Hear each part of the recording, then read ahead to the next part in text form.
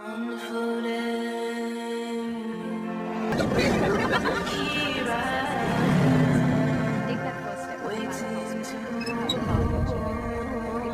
are you okay? They're all dead.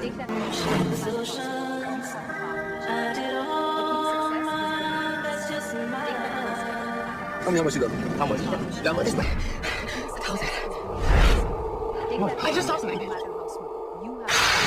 All right, that's it. If somebody's out there, just come on out. What is that? The hitchhiker. What are they all doing here? What the hell are you doing in my house? Is believing in yourself. Take that first step, no matter how small. You have the power to achieve anything. The key to success is believing in yourself. Take that first step, no matter how small. You have the power to achieve anything. The key to success is believing in yourself. Take that first step, no matter how small. You have the power to achieve anything. The key to success is believing in yourself. Take that first step, no matter how small. You're gonna die. Take that first step, no matter how small. You have the power to achieve anything. The key to success is believing in yourself. Take that first step, no matter how small. He's killing him. Who's killing who? What's wrong with you people? Oh, mama.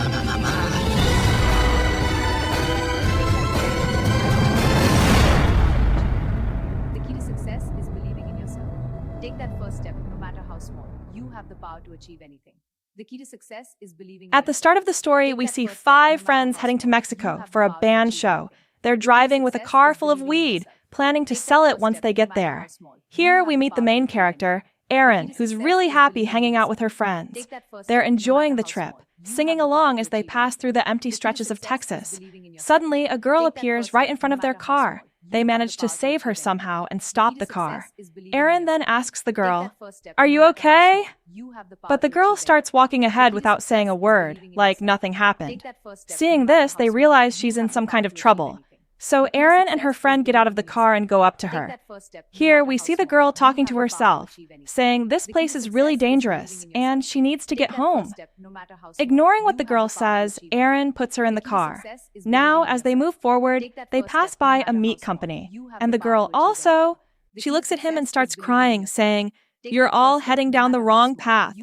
Saying this, she suddenly attacks the driver and forcefully makes him stop the car.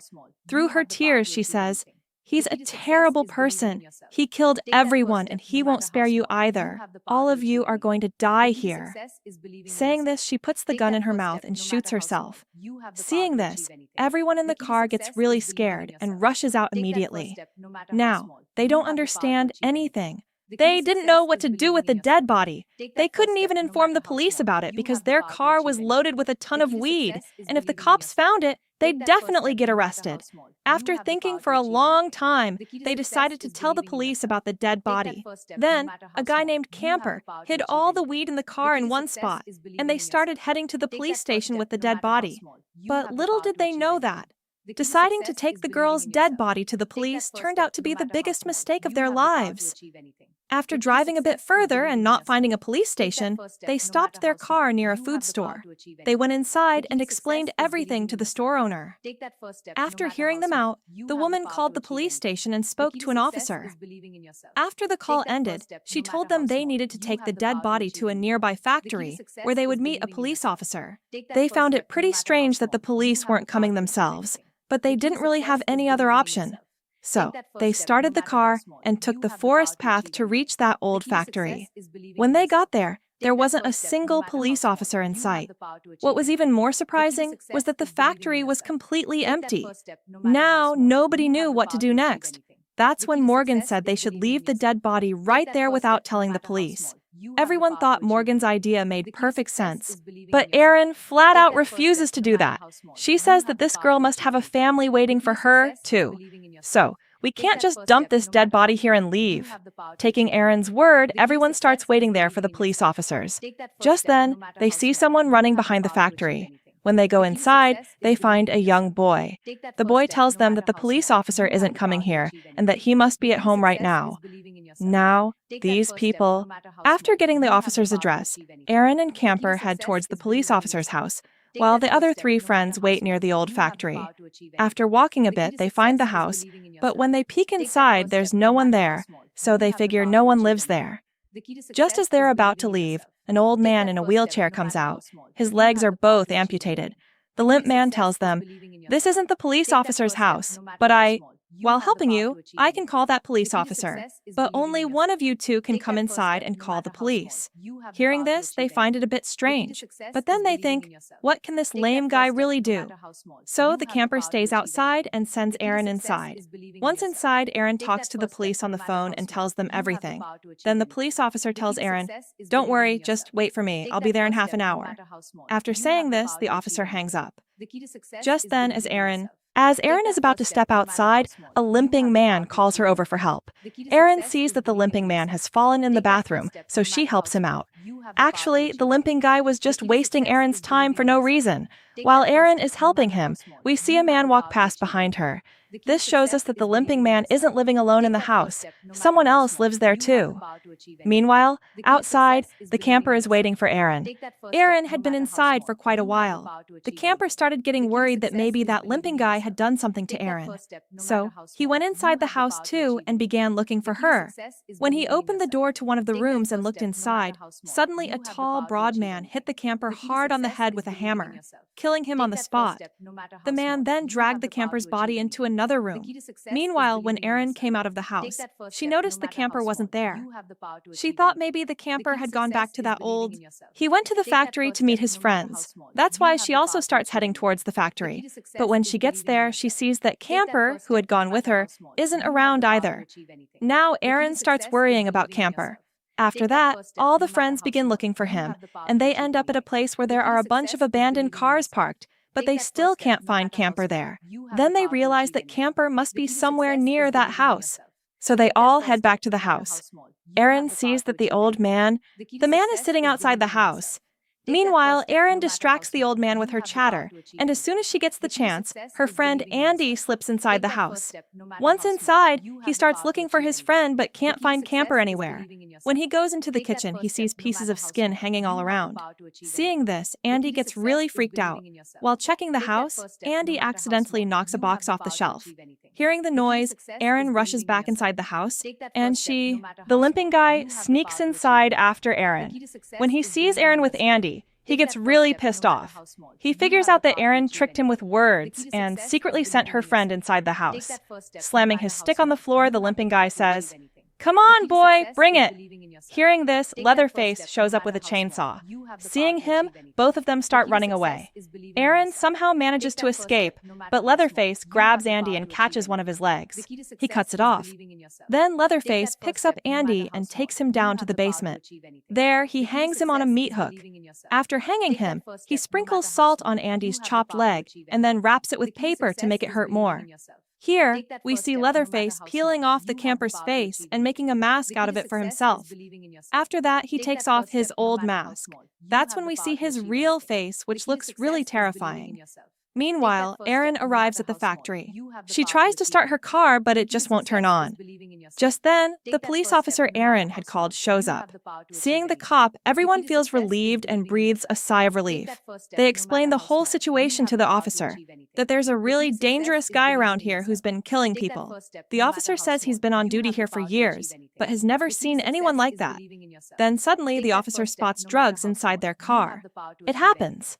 Seeing this, the police officer gets really angry and pulls all three of them out of the car, throws them on the ground, and fires a shot near their heads, saying, "You guys, while being high, killed that girl." When they don't admit it, the officer takes Morgan inside the car with him and says, "Just like that girl shot herself, you do the same and show me."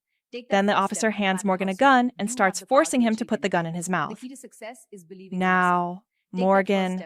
He keeps the weapon inside his mouth and then tells Officer Morgan to pull the trigger. Hearing this, Morgan gets really nervous and points the gun straight at the police officer.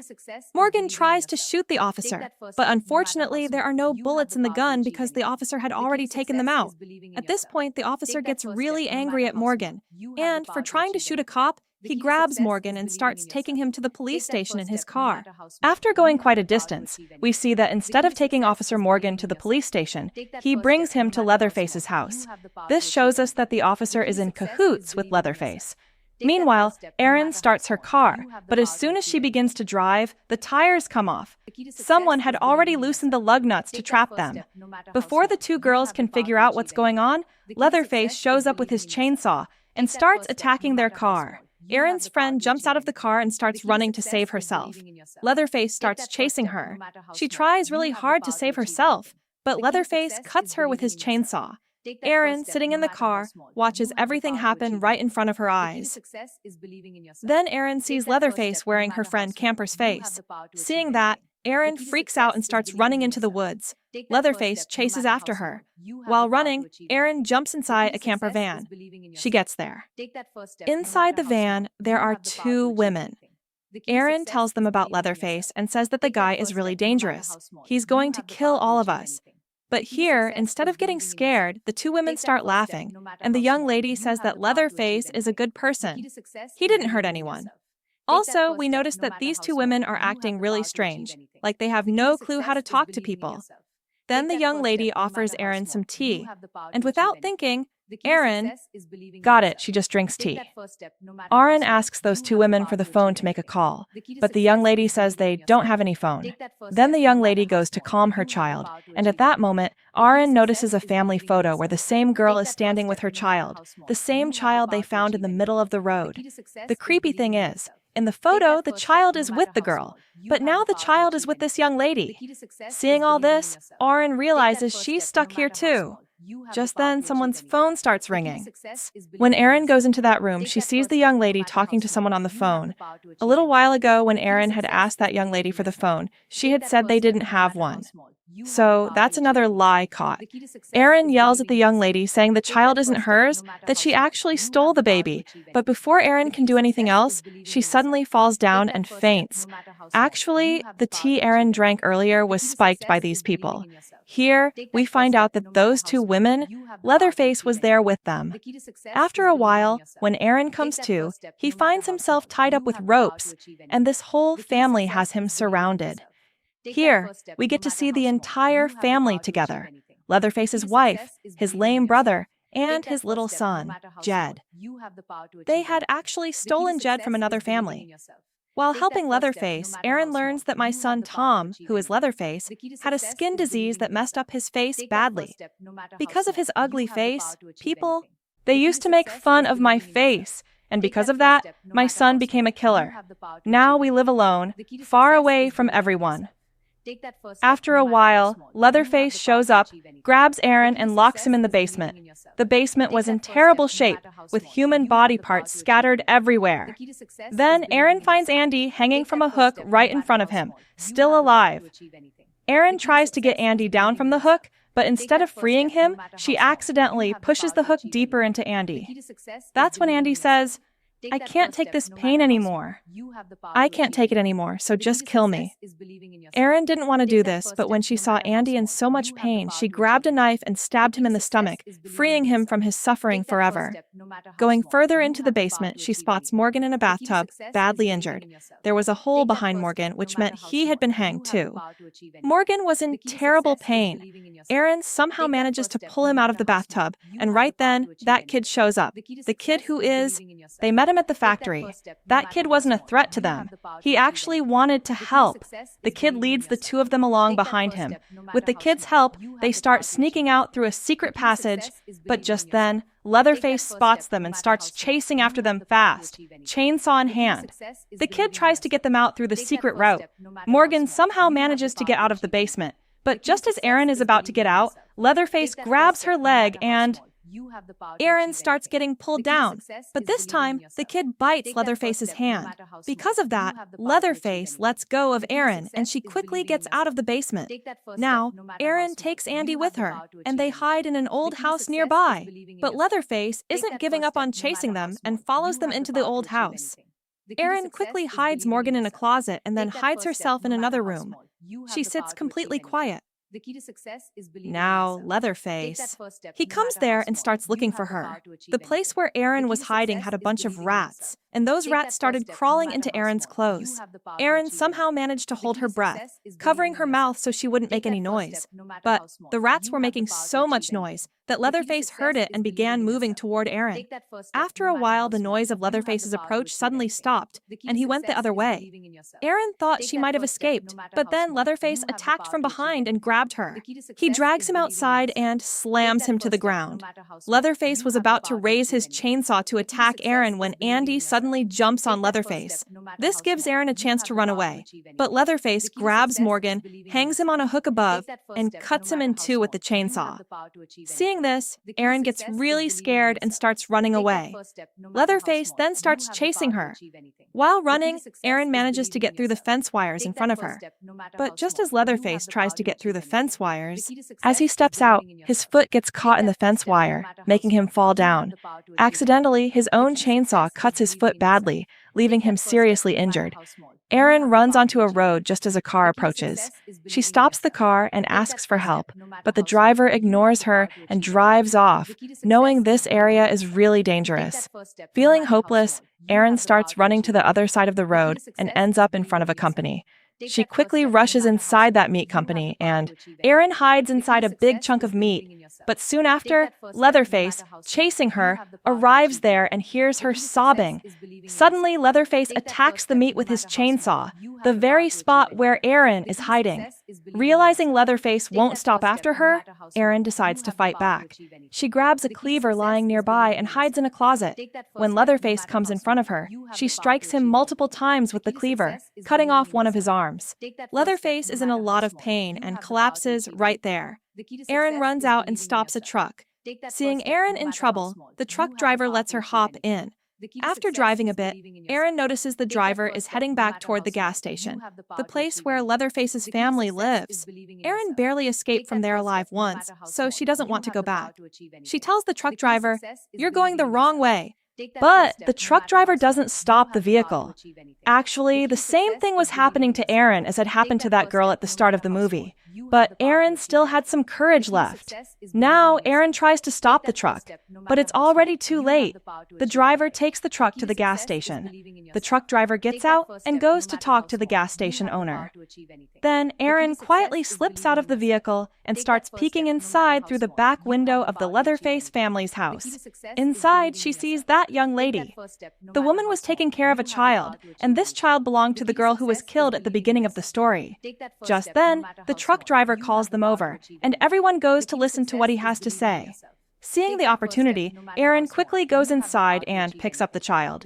Here we find out that the truck driver was actually connected to that same family. That's why he wasn't stopping the vehicle for Erin. The truck driver tells them, "I've brought the girl Erin back."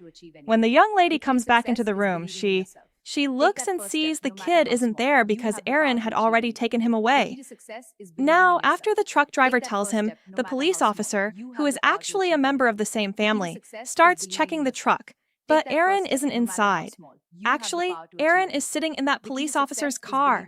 Before the officer can figure anything out, Erin starts the car, slams into him hard, and knocks him down.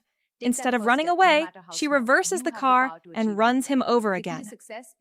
Then, for the last time, the officer runs over her with the car and kills her.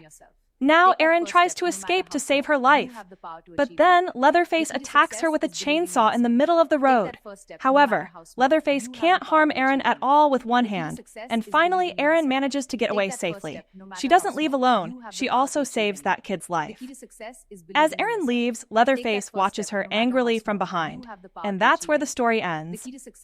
If you like this video, please subscribe to our channel and like the video. Definitely do it, and if you want to watch the second part of this movie, just type part 2 in the comments.